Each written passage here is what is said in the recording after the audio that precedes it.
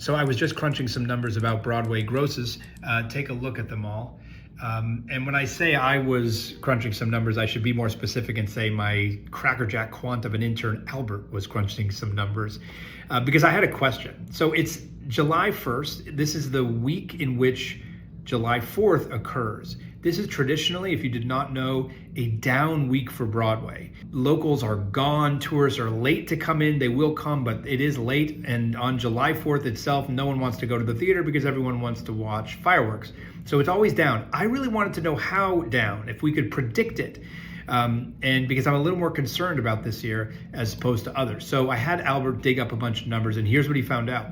In the last 5 years, grosses are down almost 8.5% the week in which July 4th occurs, as opposed to the preceding week. So an 8.5% drop almost in this week. Here's what's more interesting, and I didn't even ask Albert for this. He thought it'd be interesting to look at the shows outside what he called the Big Four.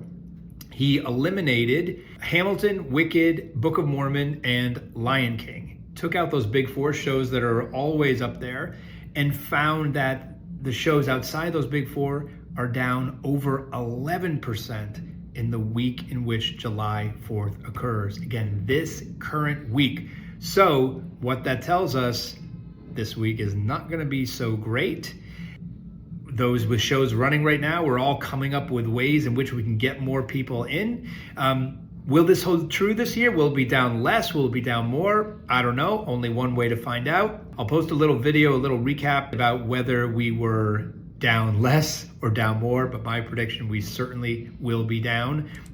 So here I am looking at a lot more data again about July 4th specifically. I promised I would come back and tell you the results. And I'm gonna admit I was a little pessimistic, and I tried not to be pessimistic about what the drop was gonna be this week. I was expecting it to be much lower.